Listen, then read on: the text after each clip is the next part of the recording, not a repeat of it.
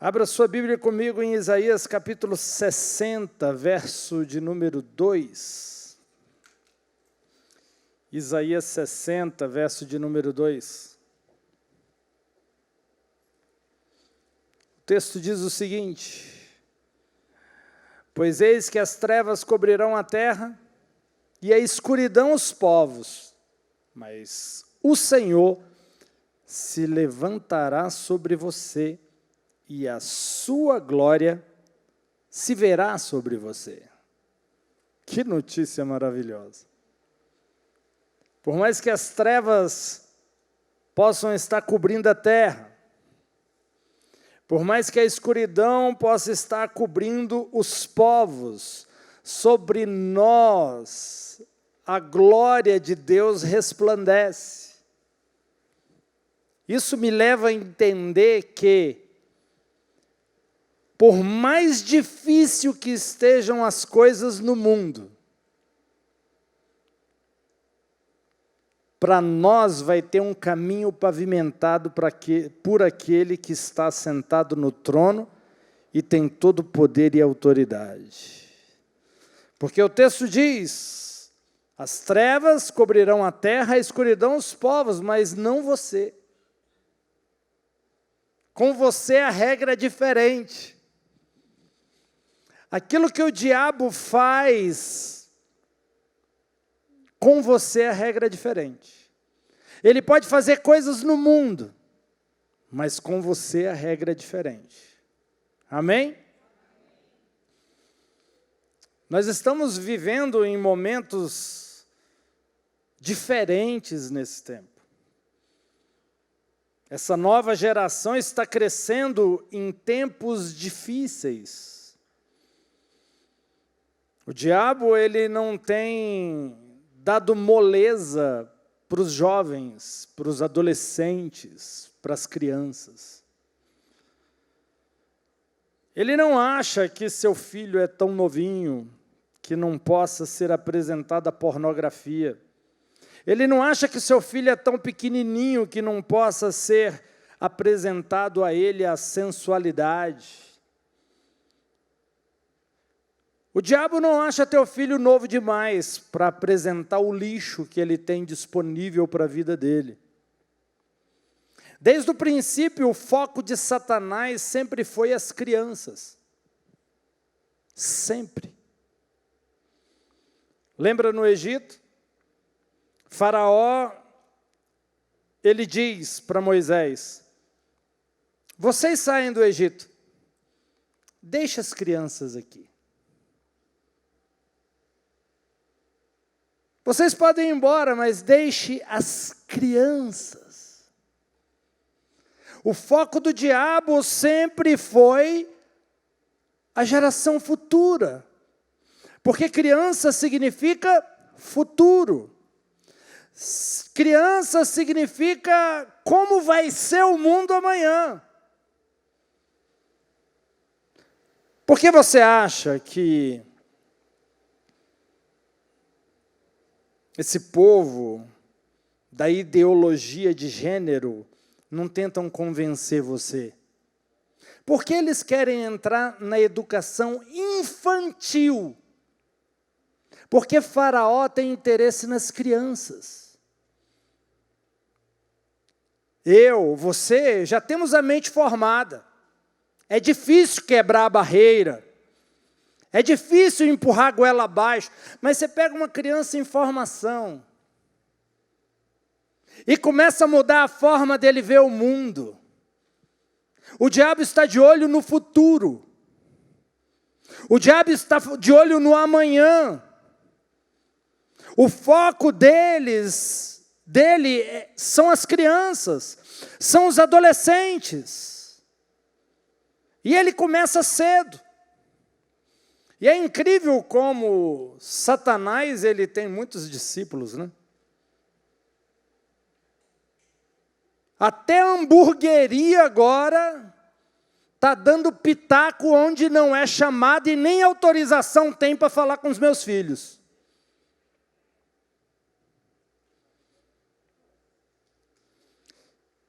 Eu não sei se você entende. Satanás está de olho nos seus filhos. Satanás está de olho nos seus filhos. Ele quer influenciar. Ele quer mudar a forma de pensar. Ele quer que seus filhos pensem diferente de você. Do jeito dele. Século 21, para de caretice. A coisa evoluiu, não é assim mais não. Não vos conformeis com esse mundo. Não pegue a forma do mundo. É engraçado que Satanás não acha seus filhos muito novos para apresentar o que ele deseja.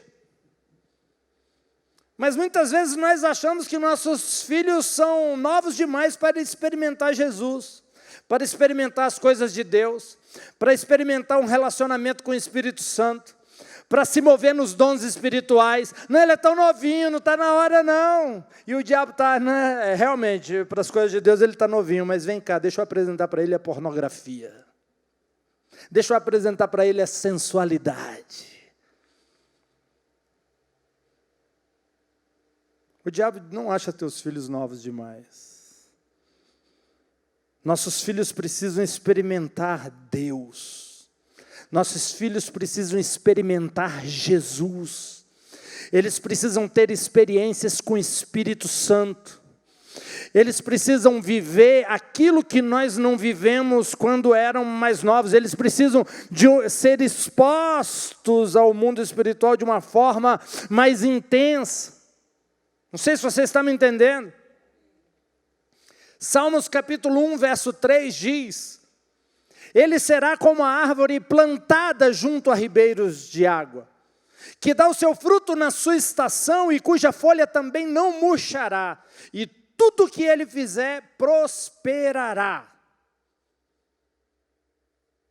Quando a árvore é plantada junto a ribeiros de águas, ele vai dar fruto.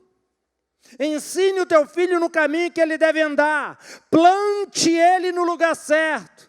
E ele vai dar frutos para Deus no futuro. A palavra plantada aqui tem um significado diferente. Quando você fala, essa árvore foi plantada. Significa que alguém plantou, alguém está cuidando, significa que alguém se importa. Deus quer cuidar de você e dos seus filhos. Deus quer cuidar da sua família. Deus quer que você possa produzir bons e abundantes frutos. O texto também diz de árvore plantada junto a rios de água.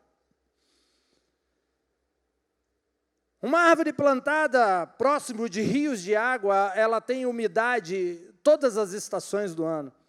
Não importa o calor, não importa a estação, não vai faltar água para essa árvore. Vai estar sendo regada 365 dias do ano. Isso, o resultado disso, é dar frutos na sua estação. É as folhas não murchar. Ser saudável, ser forte, ser produtivo, ser frutífero, ser próspero. Mesmo na velhice. Vocês sabem, eu gosto de repetir isso. Na velhice você vai dar frutos. Você vai envelhecer com qualidade. Você vai envelhecer com vigor, com lucidez, com produtividade, com força. Você vai ser uma árvore plantada junto a rios e você vai produzir frutos na estação e a sua folha jamais murchará. Deus vai te dar vigor e energia e força até a velhice, até o último dia. Você será produtivo. E tudo o que ele faz prosperará. Sabe, quando nós estamos plantados no lugar certo, tudo que a gente faz prospera. Até os erros. Você comete um erro, Deus fala, vai cooperar para o teu bem. Você tropeça, Deus vai cooperar para o seu bem.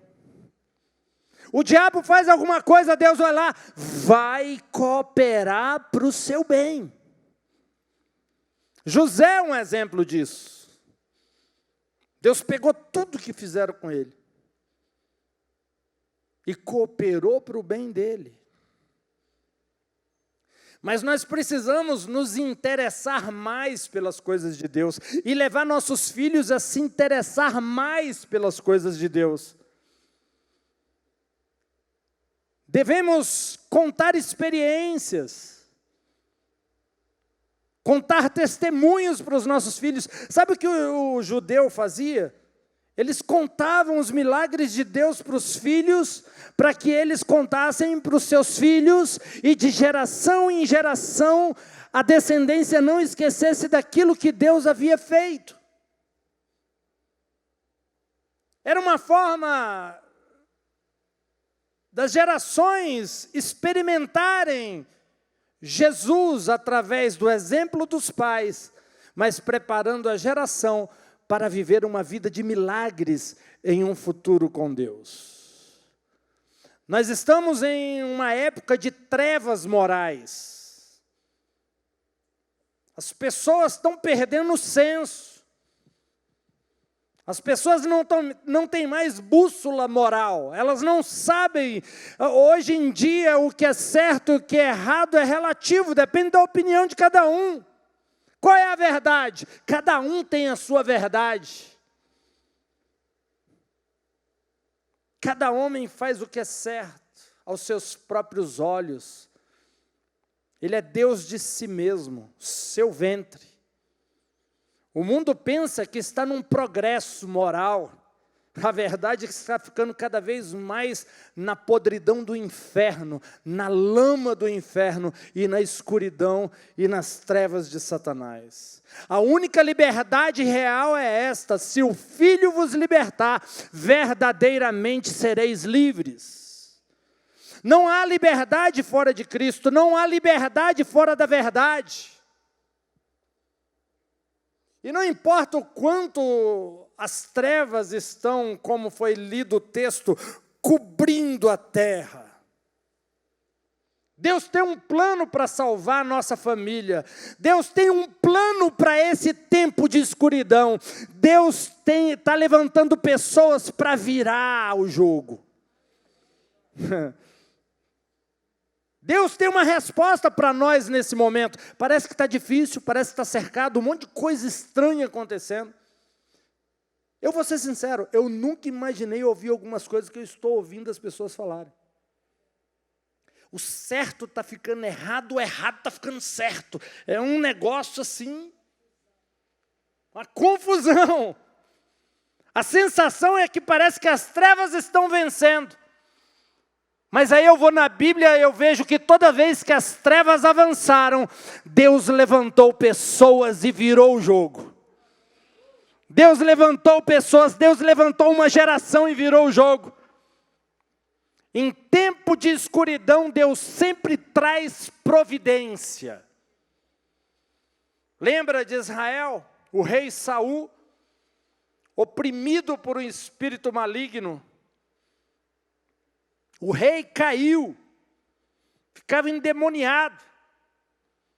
Israel lutando para se defender as suas terras. E a palavra de Deus diz, Deus estava providenciando um rei para ele. Parecia que as trevas estavam vencendo e Deus estava levantando um Davi. Parecia que as trevas iam ganhar e Deus estava levantando um jovem. Ei, Seus filhos serão resposta para problemas dessa geração. Eles serão resposta de oração para esse tempo e para essa geração, amém? Deus está levantando pessoas, jovens, Davis. A provisão de Deus é sempre maior do que o problema. É sempre superior. Deus levantou Davi. Deus providenciou alguém que respirou e respirava a atmosfera do céu. Ele cantava e tocava e os demônios eram expulsos.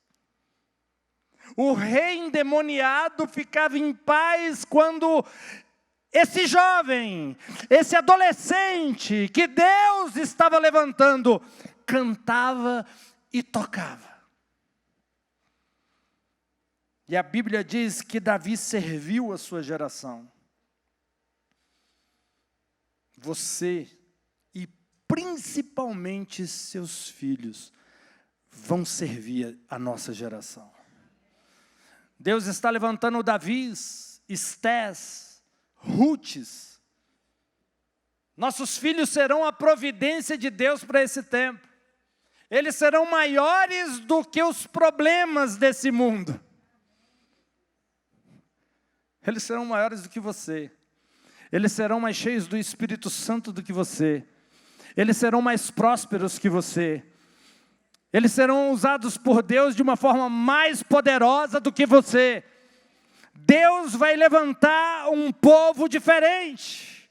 Assim como Josué e Caleb. Eles eram maiores do que os gigantes. Eles eram maiores do que o problema. Eles foram enviados para explorar Canaã, a terra prometida.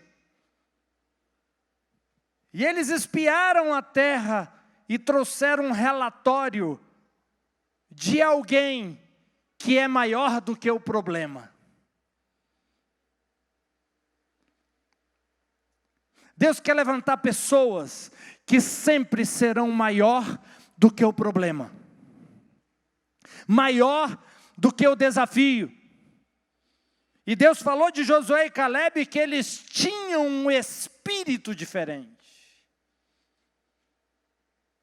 Porque eles viam Deus com eles diante dos inimigos, por isso eles não temiam.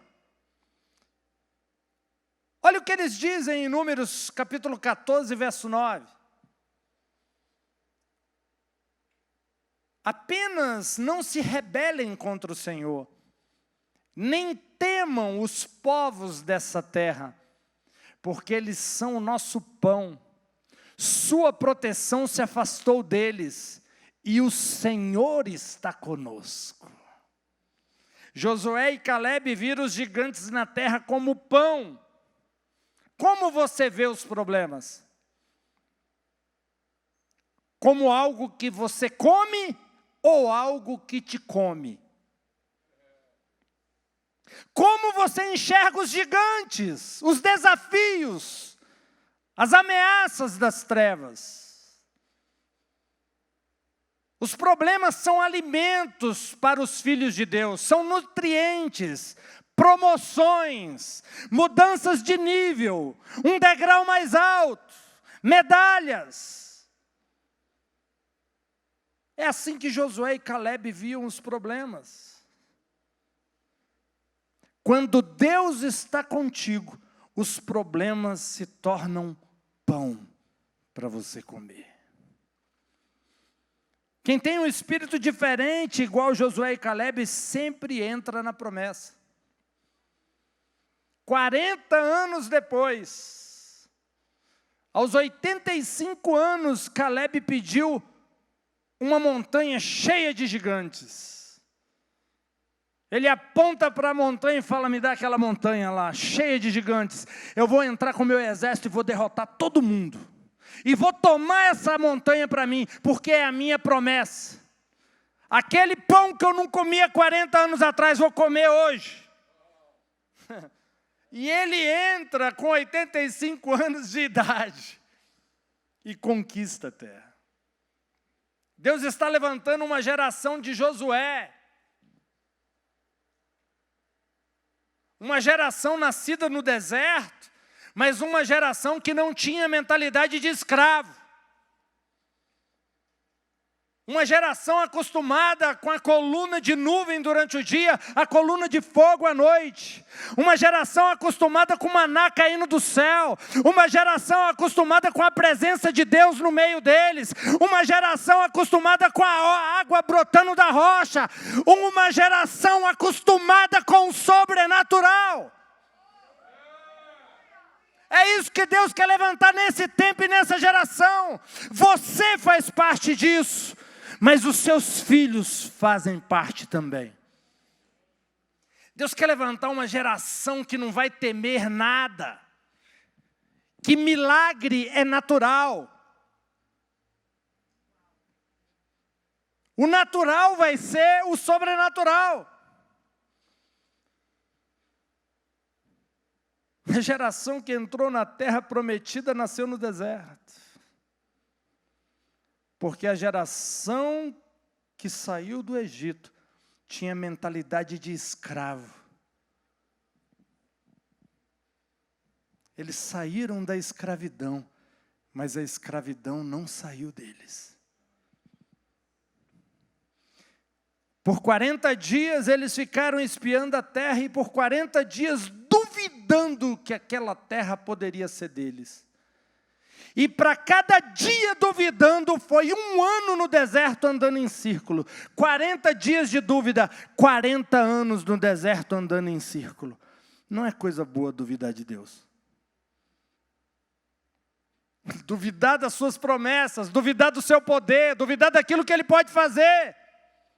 Não que Ele vai te fazer perder, a sua própria dúvida vai fazer você andar sem rumo, sem destino. Você mesmo vai andar em voltas, dando voltas, sem sair do lugar.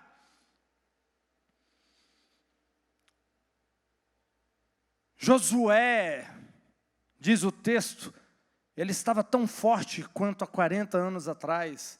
E agora ele está conduzindo uma nova geração para Canaã. E agora ele está de frente para Jericó. E ele envia 2 espias para observar a terra de Jericó. E esses 2 espias se refugiam na casa da prostituta Raabe. E Raabe dá um relatório para eles. Um relatório do povo dela. Como eles viam o povo de Israel. Josué 2, verso 9. Eu sei que o Senhor vos deu essa terra. Olha só.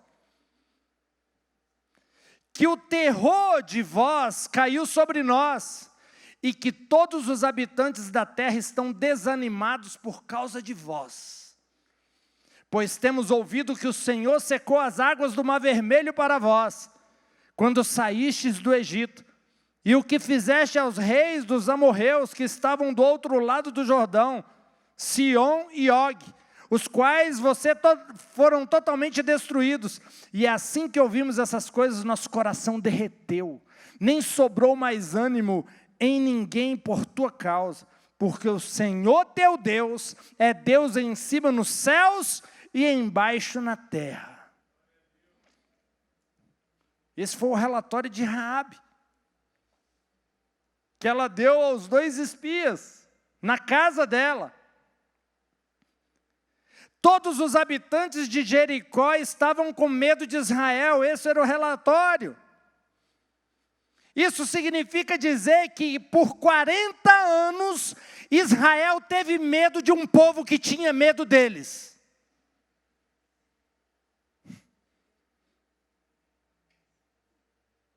Não tenha medo dos inimigos que têm medo de você. Não faça como o povo de Israel. Alguém já te disse, olha, não fica orando por esse bando de gente que está doente aí não, porque a doença deles pode pegar em você, viu? Está igualzinho o povo de Israel, tendo medo de um inimigo que tem medo dele. O espírito de enfermidade tem medo que você ore e ordene que ele saia. Porque ele respeita aquele que habita e mora dentro de você, que é maior do que ele, que é mais poderoso do que ele. Então pare de ter medo dos inimigos que têm medo de você, que já foram vencidos, que já foram derrotados. Uma doença tem mais medo de você do que você dela. Os espíritos malignos oram para você ver a marca do sangue do Cordeiro, ver a presença do Espírito Santo na sua vida. E eles fogem. E tem gente que tem medo. Está igual o povo aqui de Israel. Através do relato de Raabe, dos milagres que Deus havia feito em Israel, por Israel, podemos ver a graça que conquistou o coração dessa mulher. E eu creio que essa foi uma das maiores conquistas que Josué, até maior que Josué teve. Conquistar o coração de Raabe, uma prostituta. Os espiões voltam para Josué e eles não dão relatórios deles. Eles não dão relatórios típicos de espiões. Eles relatam as declarações de Raabe. Em resumo, meu povo está com medo de vocês e o meu povo teme o Deus de vocês.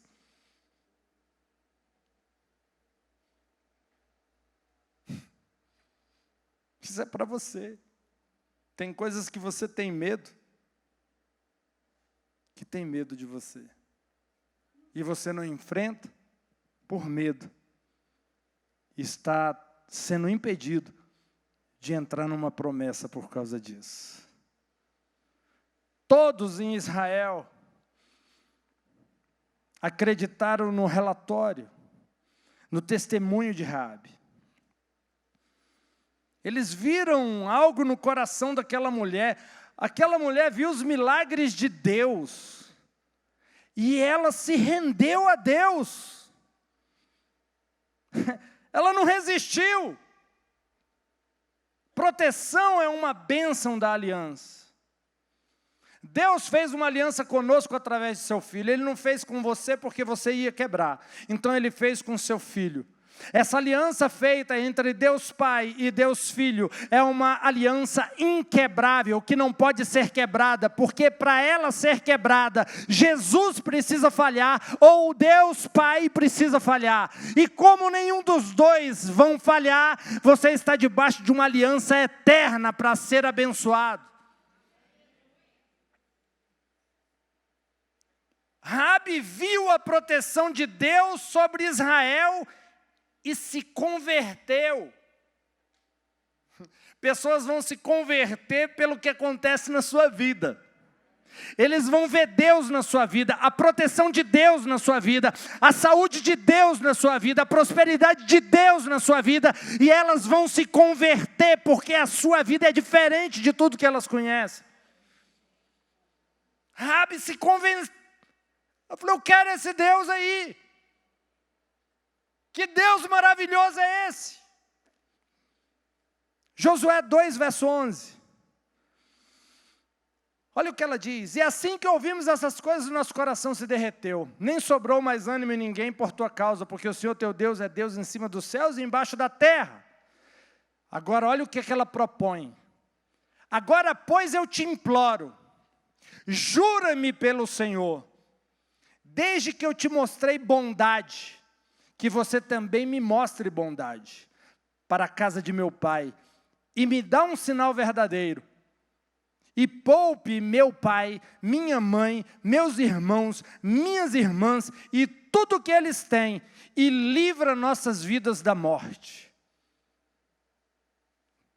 Que fé é essa? Eu quero a proteção do Deus de vocês sobre a minha casa, sobre a minha vida e sobre a minha casa. Ela afirma, Ele é Deus em cima no céu e embaixo na terra. E é interessante porque ela diz aqui, eu te mostrei bondade.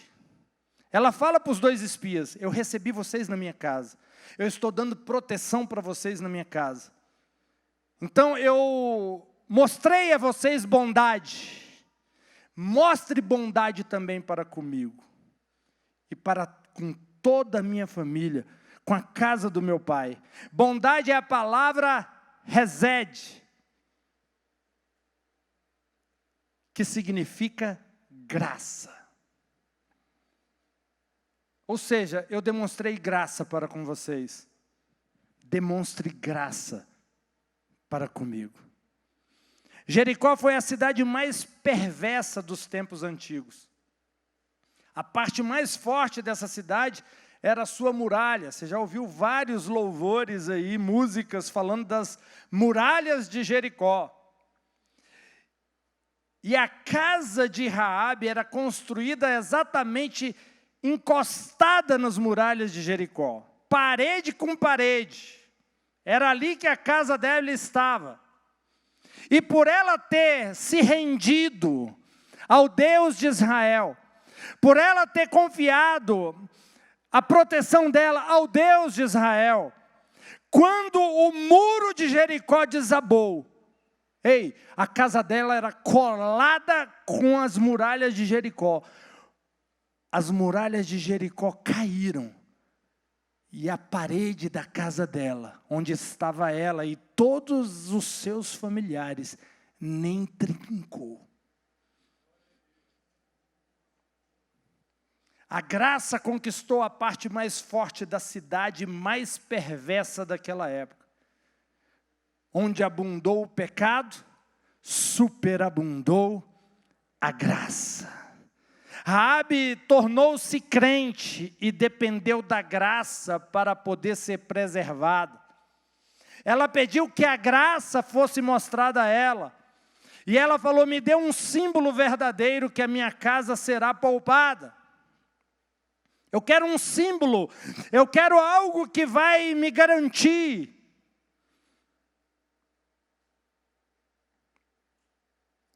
Na Páscoa, essa marca era o sangue do Cordeiro.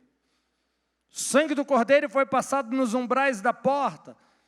E cada família ali no Egito foi preservada.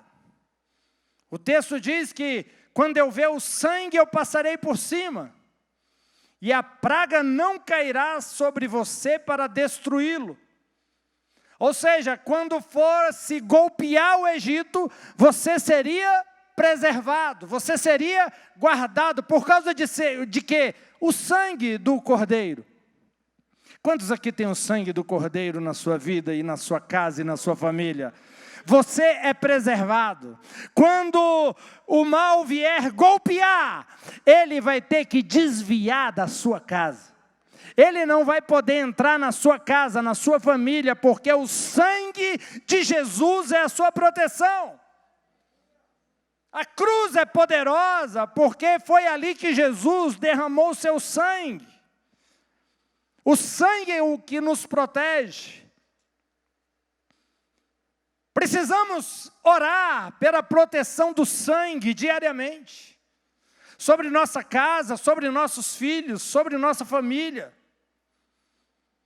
Duas coisas que eu quero te falar aqui, para você entender sobre o sangue de Jesus. A primeira, o sangue de Jesus clama por nosso perdão.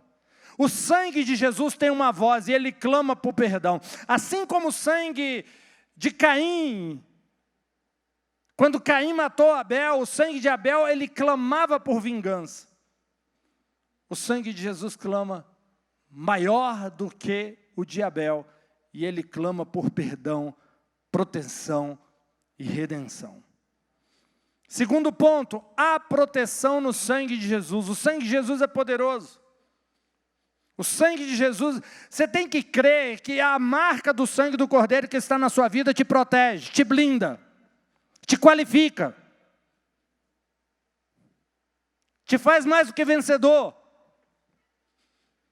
Mas o que você só tem que ter a marca do sangue. O que protegeu o povo ali no Egito? Foi a fé que eles tinham no sangue? Não precisava ter fé no sangue, bastava ter o sangue. Porque teve família ali que passou a noite toda com medo. Ai, e se entrar na nossa casa? Será que a gente está protegido mesmo? Outros foram dormir tranquilo. Assim é a vida de quem confia no sangue e tem o sangue, e a vida de quem tem dúvidas, mas tem o sangue. Você pode passar por uma luta dormindo, ou você pode passar por uma adversidade com a noite inteira em claro. O sangue vai te proteger? Vai, mas você pode ter uma noite longa, difícil, complicada, tempos difíceis, mas o sangue vai te proteger da mesma forma. Há proteção no sangue. Raabe ia sofrer o mesmo que Jericó sofreu. Deveria ter o mesmo destino, mas não teve. Ela clamou ao Deus de Israel, ela falou com os espias, vamos fazer um acordo aqui. Me guarde, guarde a minha casa, guarde minha família. Ela acreditava. Ela tinha convicção que seria protegida. E ela queria um símbolo, da mesma forma que o cordeiro na primeira Páscoa foi o símbolo da proteção. Ela queria um símbolo para colocar na casa dela. Ela queria algo que ia simbolizar a proteção para colocar na casa dela. Na primeira Páscoa, um cordeiro para cada família. E o texto é interessante porque ele fala, e se a família for pequena para um cordeiro, divide com o seu vizinho. Veja, um cordeiro para cada casa. A família pode ser pequena para um cordeiro, mas nunca o cordeiro será pequeno para uma família. Jesus é suficiente para proteger toda a sua casa. Ele nunca vai ser pequeno demais que não possa guardar todos da sua casa, todos da sua família. Diante da proposta de Raabe, diante do pedido de Raabe, os espias disseram, Josué 2, verso 14, os homens responderam-lhe, a nossa vida pela tua, se nenhum de vós contar este nosso negócio, e será quando o Senhor nos deu a terra que lidaremos com você com bondade e verdade. Eles dizem, nós vamos lidar com você com bondade e verdade. Duas palavras no grego, hesed e emet, que significam graça e verdade. Em João 1, verso 17, vai falar, a graça e a verdade vieram por meio de Jesus Cristo. Em outras palavras, eles estavam dizendo, a graça e a verdade, Jesus Cristo vai te preservar. Profeticamente já estava apontando para Cristo ali. Já estava apontando para a graça e a verdade, que iriam redimir. A graça e a verdade que só vem por meio de Cristo. A história de Raabe representa nosso tempo, o tempo em que vivemos. Ela era uma gentia, nós éramos gentios. Em Hebreus, a fé de Raabe ela é mencionada. Ela permite que os espias entrem em sua casa. Ela os deixou entrar pela porta, ela os guardou. E quando ela os deixou sair pela janela. Mas ela protegeu. E ela se convenceu que Deus era poderoso para protegê-la também. Mas o que me chama a atenção é que quando Raabe deixa os espiões sair pela janela, veja, ela está na casa dela, a casa dela era colada com as muralhas, então eles estão saindo pela janela. Ela está, logicamente, olhando para a janela. Janela significa perspectiva. Nas costas dela tinha o quê? Jericó. Uma cidade condenada a ser vencida. Ela estava olhando para a janela, do lado de fora, e nas costas dela havia a cidade de Jericó. A nuvem da glória de Deus, a presença de Deus estava à frente dela, a arca da aliança, o povo de Deus. Atrás dela estava a escuridão, a degradação moral. Ela só fitou os olhos no que interessava e virou as costas para o passado dela. As coisas velhas passaram, tudo se fez novo. Quando ela se rendeu a Deus, a visão dela foi outra, não mais Jericó, mas agora o reino que estava chegando, o reino vindouro, a nação de Israel queria se materializar ali, queria conquistar Jericó. A infiltração de Israel e a tomada de Jericó falam das duas vindas de Jesus Cristo. Primeiro, a infiltração de Israel em Jericó, a primeira vinda de Jesus. Quando Raabe recebe os espias pela primeira vez, ela os esconde. Eles entram de forma discreta, sem ser percebido. Quando Jesus veio pela primeira vez, ele chega discreto. Um carpinteiro. Ele vem como homem. Ele entra em Jerusalém montado no jumento. Sua humildade ocultando sua realeza. Ele parecia que não estava querendo conquistar a terra, mas ele estava conquistando o coração do homem. Ele nos conquista pelo amor. Nós ainda estamos vivendo essa época, onde o cristianismo ainda está de alguma forma discreto.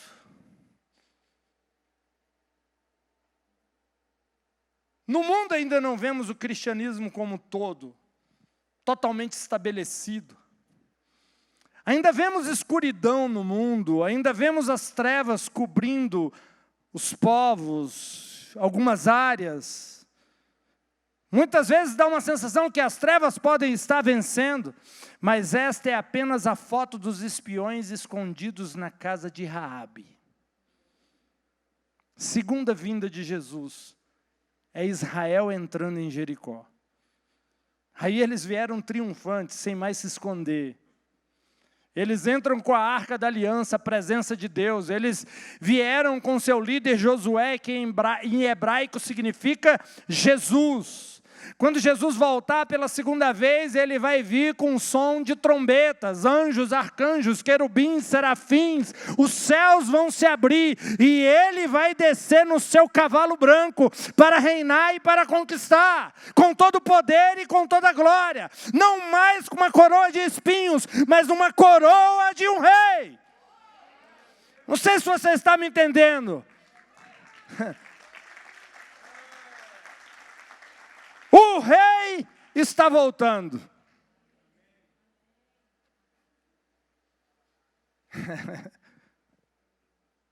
Lembra? Quem é mais antigo? O rei está voltando. O rei está voltando.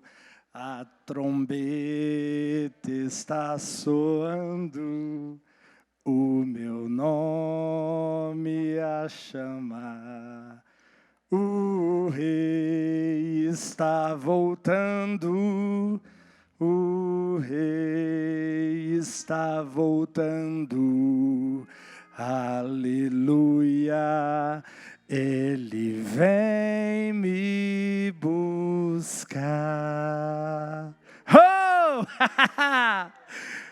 Quando ele vier pela segunda vez, os reinos desse mundo vão se tornar do Senhor e do seu Cristo. Você pode aplaudir a isso?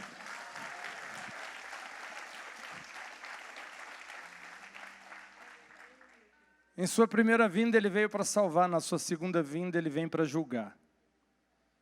E toma posse daquilo que pertence a Deus. Você vai ver, isso é comprovado em Isaías capítulo 61, quando fala que Jesus ele entra ali no meio daqueles religiosos. E ele começa a ler o profeta. E ele começa dizendo, Isaías 60, verso 1. Se tiver como colocar no telão aí, Isaías 60, verso 1. O Espírito do Senhor está sobre mim, porque o Senhor me ungiu para pregar boas novas aos pobres. Ele me enviou para curar os contritos de coração, para proclamar a liberdade aos cativos e a abertura da prisão para os presos, para proclamar o ano aceitável do Senhor. Só que ele para aí.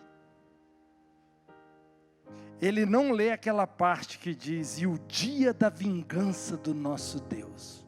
Aí todo mundo fica olhando para ele, e aí, vai concluir não, Jesus? Quando ele estava na terra, ele leu isso em voz alta. Mas ele não leu o dia da vingança do nosso Deus, porque o dia da vingança do nosso Deus é para a segunda vinda. Agora é momento de salvação. Agora é momento de redenção.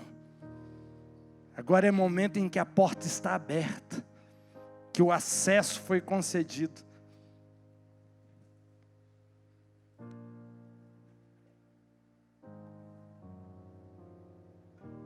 Os espias dão a Raabe algo que iria garantir a segurança, que era a marca, como o sangue do cordeiro.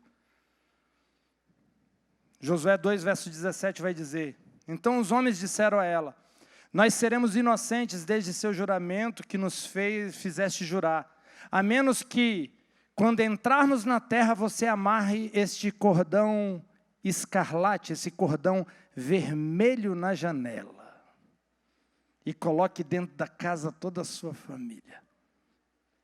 Cordão vermelho.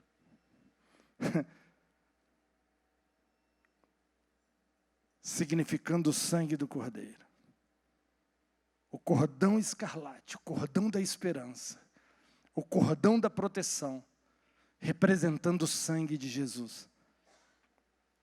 E a casa dela é protegida. E todos os seus parentes são protegidos. E quando Josué grita, os muros caem. E a casa dela permanece intacta. 1000 cairão ao teu lado, 10.000 à tua direita, mas você não será atingido.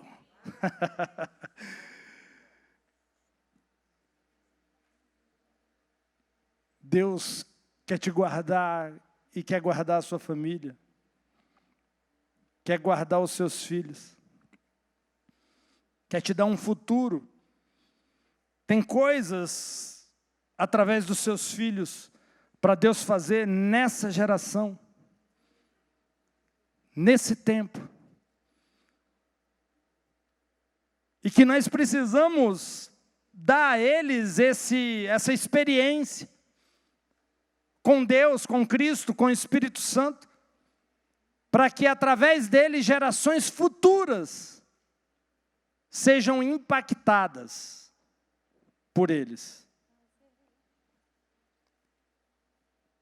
Raabe, ela foi resgatada e o futuro foi mudado.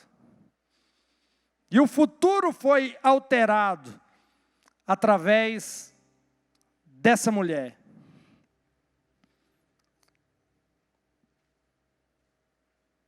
Deus quer seus filhos seguros. O inimigo quer os seus filhos. Mas Deus quer os seus filhos seguros. Protegidos, guardados.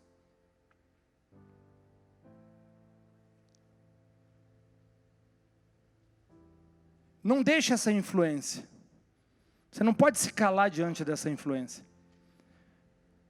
Diante do que tem acontecido. O seu silêncio é trágico. O seu silêncio é prejudicial. Quando você se cala diante daquilo que Faraó está querendo fazer em relação a crianças. Você está conivente com o inferno. Não dá para aceitar calado. Não dá para ver o inimigo mexendo com o futuro, tocando no futuro, e a gente simplesmente assistindo. Não, faz parte, é normal. Faraó fala, deixa os filhos. Você fala, não, meus filhos são preciosos, meus filhos vão comigo. Meus filhos fazem parte do futuro e do plano de Deus para essa nação e para essa cidade. Existe uma promessa de Deus para os nossos filhos. Em Isaías diz, pois eu contenderei com aquele que contende com você e eu salvarei os seus filhos. Ou seja, eu vou guardar os seus filhos. E para encerrar, Deus não apenas salvou Raabe e sua família. Essa prostituta de Jericó se tornou a trisavó do rei Davi. Ela se tornou ancestral de Jesus Cristo. Ela se casou com Salmão, filho do líder de Judá. A tribo de maior influência, a primeira a entrar, que liderava todo o restante. Seu filho era Boaz, e Boaz se casou com Ruth. E eles tiveram Obed, que teve Jessé e que teve Davi. Raabe foi honrada por Deus e incluída na genealogia de Jesus.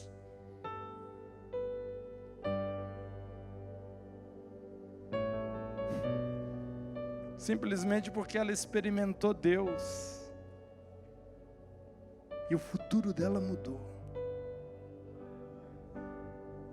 Se seus filhos experimentarem Deus, o futuro dessa nação vai mudar. Se seus filhos terem experiência com Deus, o futuro dessa cidade vai mudar. O futuro da sua família vai mudar. O futuro dele vai mudar. Porque ele vai ser colocado junto a ribeiros de águas. Será plantado por Deus. Num lugar favorável. Para que ele seja grande e poderoso.